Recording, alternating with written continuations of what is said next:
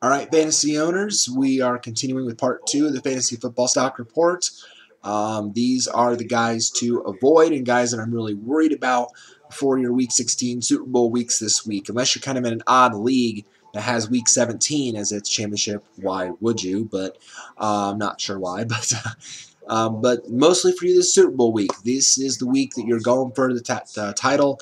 I unfortunately won't be doing that this week, but I'm trying to make sure that you guys will. So these are guys that I'm really worried about this week. These are guys that either kind of let us down last week or have been in slumps or just have really bad matchups.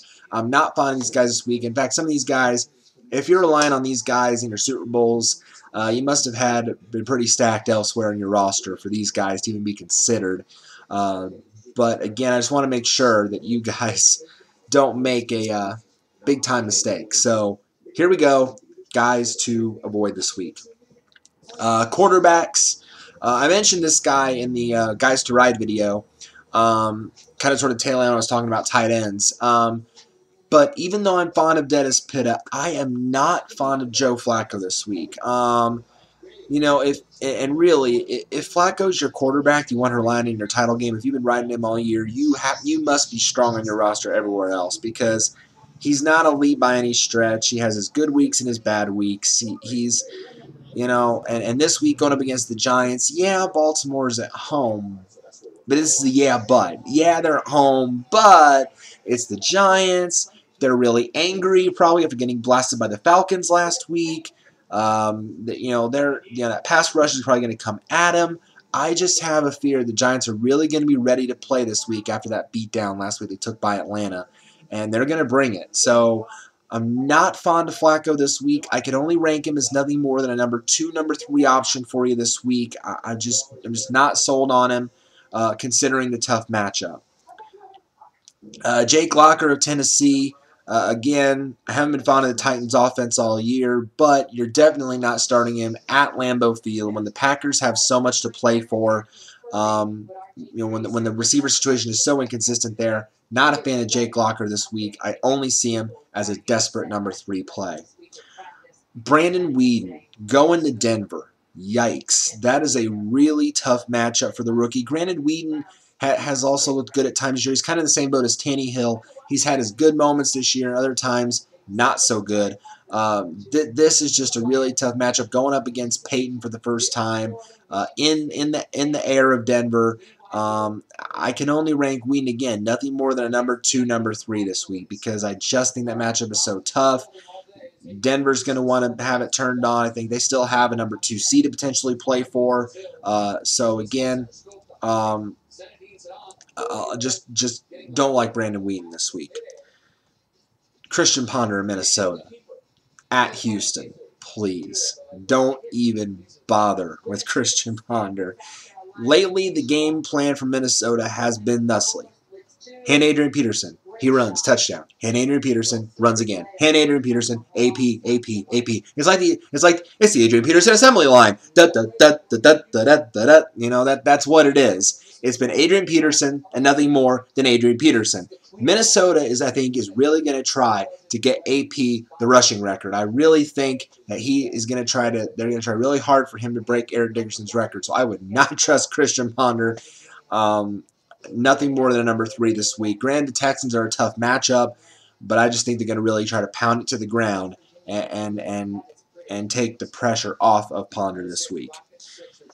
And finally, Chad Henne. Gosh, Jaguars. I feel for you guys because I've been there. I've been there with you, sort of. Okay, sort of not really been there, but I understand what it's like. I'm a Colts fan. And you know, all through the years when growing up, and last year, 2-14, we were a wreck. I couldn't even hardly watch Colts games. So I understand if you could even watch the games with the blackout rules now, but I know what that's like. It's so bad this week. They have to play New England. It is because in all likelihood, unless you have a strong belief in your heart that you can shut down Tom Brady and crew, you're going to get lambasted by the Patriots this week. So Chad Henne, no, don't touch this one with a fill in the blank foot pole. Okay, you know, whatever number you can think of. Just don't touch it. I bet they just can't wait to get that #1 pick in the NFL draft. Just unless the Chiefs get it. So no, don't do it. All right, quarterbacks. And for quarterbacks, on to running backs I don't like this week. Mike Tolbert of Carolina. Don't get cute on him, guys. 18 points last week, yeah, but only had 9 carries with those 2 scores. He's still behind D'Angelo Williams and Jonathan Stewart on the depth chart. Even though the matchup's great against Oakland, I wouldn't trust Tolbert in your championship. You can go ahead and keep Mike Tolbert on waivers. Marshawn Lynch of Seattle. This one's kind of tough. I'm just tempering expectations a little bit for Marshawn Lynch, because San Francisco did just really embarrass Stevan Ridley and take him completely out of the game. So I'm just a little bit worried, but you probably can't sit him. I'm only ranking Lynch as a #2 option just for safety reasons because of the tough matchup. But in all likelihood, you're not sitting Marshawn Lynch. He's gotten you this far to your championship. I'm just tempering expectations a little bit because of the tough matchup with the 49ers. But for the most part, you're probably going to ride Marshawn Lynch. So just take it, just start him at your own risk.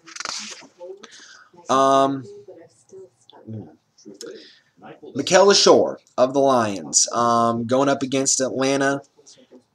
Look, Detroit last week. I think everybody expected them to do really big things against the Cardinals. Coming off the Cardinals' fact they just got beat 58-0 by the Seahawks.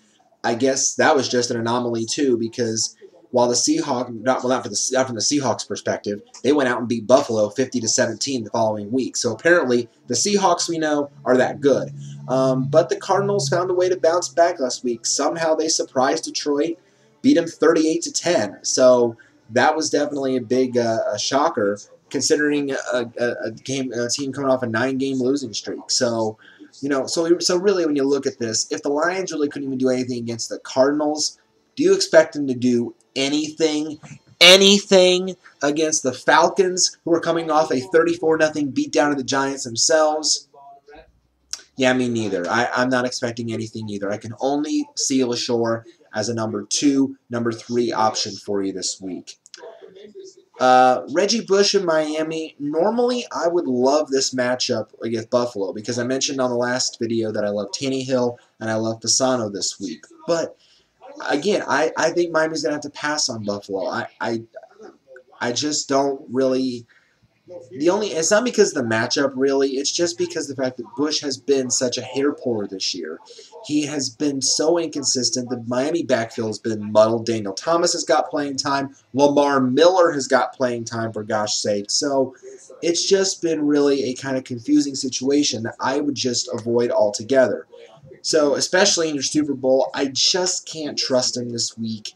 I can only rank Bush as a desperate #3 option, but again, you can probably ill afford to sit him considering your options at this point. So again, if you do want to start him this week, you don't want to have him as a #1 guy. You want to have more of his #2 or again, that #3 option for you, but definitely temper expectations when it comes to Reggie Bush. And finally, Jonathan Dwyer. Please, I can't rely how you guys rely on any Steelers running backs now. It's just too much of a mess. We probably know that Mendenhall is going to be good and gone next year to some other team. So then it's a battle between Dwyer and Redmond, but neither really have proven themselves yet to be the running back of the future for the Steelers. Right now, the Steelers' playoff hopes are going to ride on the arm of Ben Roethlisberger. That's just the way that I see it. I can only rank Dwyer as a desperate #3, #4 play against the Bengals this week. Randy's probably going to get, again, a lot of the work, but the question is what he does with that work, and B, the Bengals are going to be just as much gunning for it as Pittsburgh is. So I think it's all about Big Ben this week. I'm not fond of Dwyer this week. Wideouts this week that I'm not fond of this week that I don't like. It pains me to list this next one, but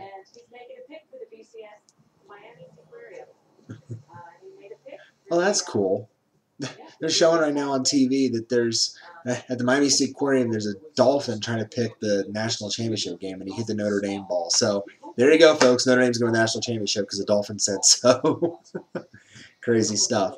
Anyway, again, it pains me to say this next name because I gave him multiple chances this year to be a stud on my fantasy team, and he really let me down, at least after he got hurt, and that's Danny Amendola.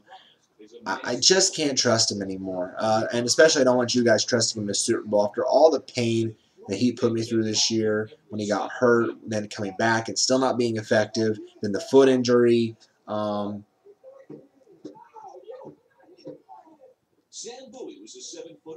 So, you know, his name is going to forever be a nightmare to me.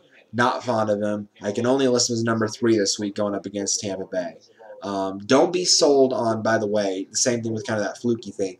Don't be sold on really starting all your Rams this week just because that Tampa Bay was able to do nothing last week. Don't be fooled by that. Again, I think it's fluky. It's just, so not fond of Amendola this week or the Rams receivers this week. Joe Morgan and the Saints going up against Dallas. Don't go crazy with him. He only had 3 targets last week. Yeah, he had 12 points, but leave him on waivers. He's still far behind in the Saints depth chart. I know I mentioned that I love Roethlisberger this week and that it's going to be a throwing thing for him against Cincinnati, but I have to say, I'm not fond of Antonio Brown this week. You know, last week had to have been an anomaly. Antonio Brown made it to the end zone last week. Somehow. I'm not quite sure how he did. He's not a touchdown scorer. But then again, that's why he's the definition of the ultimate hair puller. He has been a complete and utter disappointment for me this season when he couldn't find the end zone. It's either Wallace that finds the end zone, or Heath Miller that finds the end zone, or heck, even Emmanuel Sanders somehow finds ways to find the end zone. But not Antonio Brown. So he's just been a big-time disappointment. I wouldn't trust him. I only can have him as a number 2, number 3 option this week. If you're starting a Steelers receiver this week, either it's Miller at your tight end or flex, or you're starting Mike Wallace. So those are the guys you really want to rely on, I think. Cecil Shorts, Jacksonville, against New England. We go back to the Jacksonville bar, to the Jacksonville Drowning Sorrows bar. So, guys, who do you think the Jags will take at number 1? Dude, they could take 10 players at number 1, and it might not make the team any better. Jag fan, I feel your teal tears, guys. I really do. The Colts were there. But you just can't start these guys against the Patriots. It's just going to be Bloodbath City. I just really feel it's so hard. But I just cannot. I know Shorts has been a great breakout option these last few weeks, but it's New England. You know how New England plays at this time of year. They're buku insane. And you'd be an insane fantasy owner if you start the Jaguars, guys, against the Patriots. You would literally drive yourself to insanity, call yourself Cornholio, and just literally, it'd just be awful, awful, awful. Don't do it. Don't do it.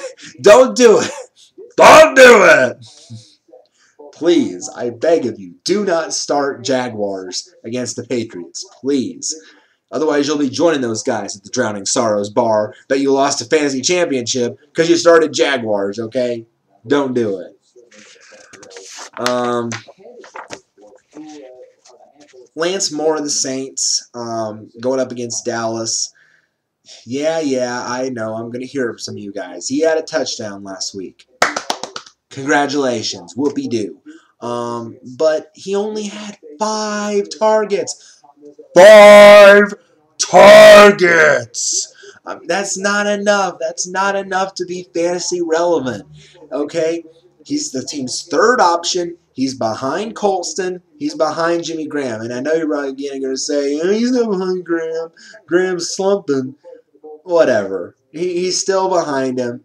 You can only treat Lance Moore as a number 3 option, but again, I would not trust him in a fantasy Super Bowl. Definitely not. I've dealt with Lance Moore in the past. Oh, last year, it was a saga with me and Lance Moore. I was like, should I pick him up? Should I start him? Should I not play him? Should I pick him up again? I dropped him again. I picked him up again. It was awful. I was literally pulling my hair over Lance Moore. It was just so bad. He's just so inconsistent. Don't touch Lance Moore. Okay, that's my last wide receiver. And finally, tight ends. Tight ends that I don't like this week.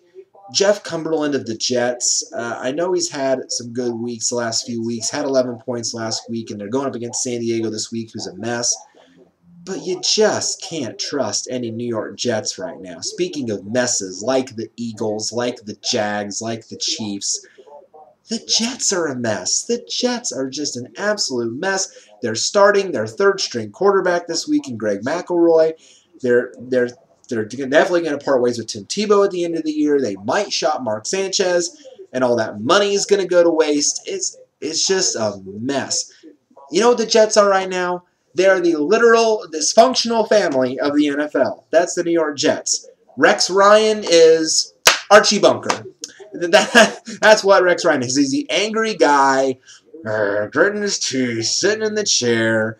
Leave me alone. You know, he's just has that mentality now. And everyone else around him then is meatheads. I mean, that's what it is right now if you're a Jets fan. So you can only treat Cumberland as a desperate number 3.